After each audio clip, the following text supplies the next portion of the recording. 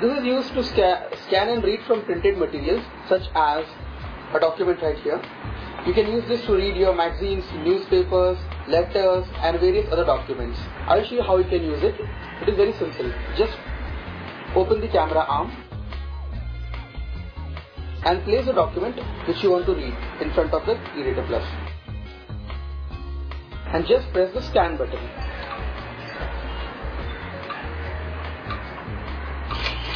It takes a snapshot and will perform an OCR and will automatically start reading the document. Variety of sound assistive listening in the workplace. There are a number of situations where individuals. We can also play and pause the reading, and you can navigate word by word. Voice on the speaker above the ambient noise solution. Some really interesting pieces of equipment here. It's fascinating. I mean, I didn't know you could have a machine actually scan and read out a piece of paper to you. But all of this obviously is also for the visually impaired. So what are some of the other kinds of technology that you have for the other disabilities?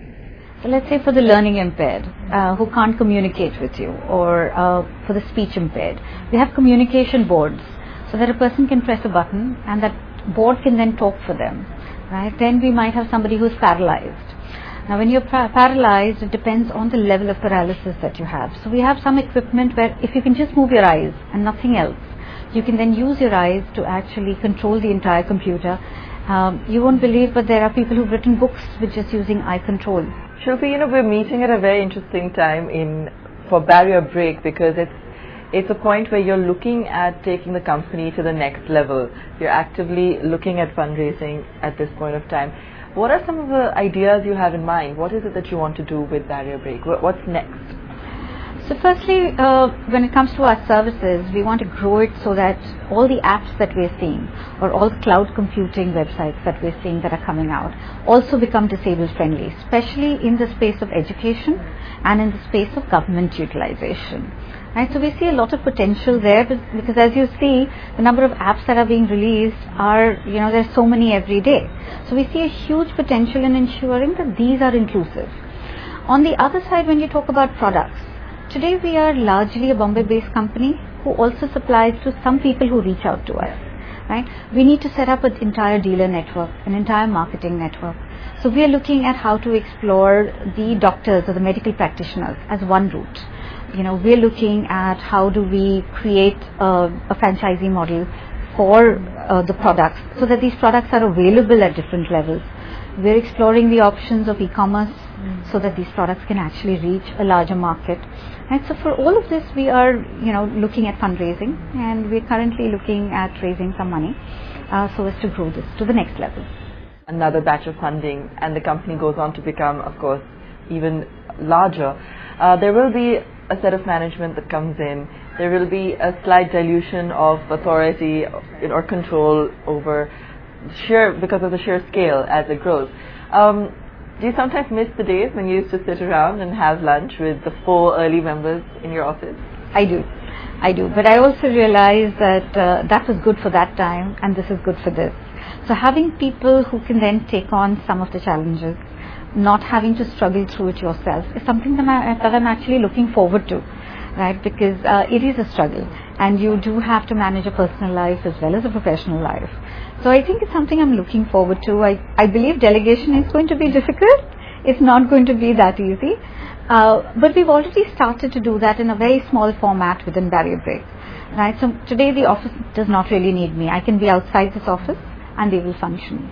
Right, so we've already started that, but I see that as going to be interesting, especially for me to manage, and should be a great experience, I think. You obviously have, an empathetic side to you, otherwise you wouldn't be in this business. How does that come into play when it comes to your decisions? Well, it comes into play very often, and then I have to, tell myself that I'm doing this out of empathy, and I need to look at this more business-like. So there have been partnerships that we've started with non-profits, which have not been fruitful for us, right? And you have to walk away from some of them, right? And that's when you realize that, sometimes you let things go on for longer than you should. There was a time that we got some mails which actually people asking us for a job and actually saying that if we don't give them a job, they would commit suicide. Right? The first few mails such as those actually shake you. But then you soon realize that you have to take this with a pinch of salt, and some of this is just words being written and people aren't really going to take effect on them. So you learn over a period to become a little stronger, and especially as the person who is at the forefront of it, you need to be objective. So you learn to bring that objectivity in, and sometimes you need people around you to help you bring that back for you because you lose focus. It must have been a huge learning process for you on so many varied levels. What are some of the key takeaways that you could leave us with? Well, the first takeaway is persist and persist and persist if you believe, right? And that's what I'm doing, continuing to believe, and thus I persist. The second one was largely that money comes.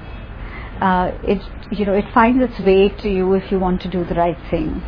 But I think the third and the most important belief is that you have to make this a business model.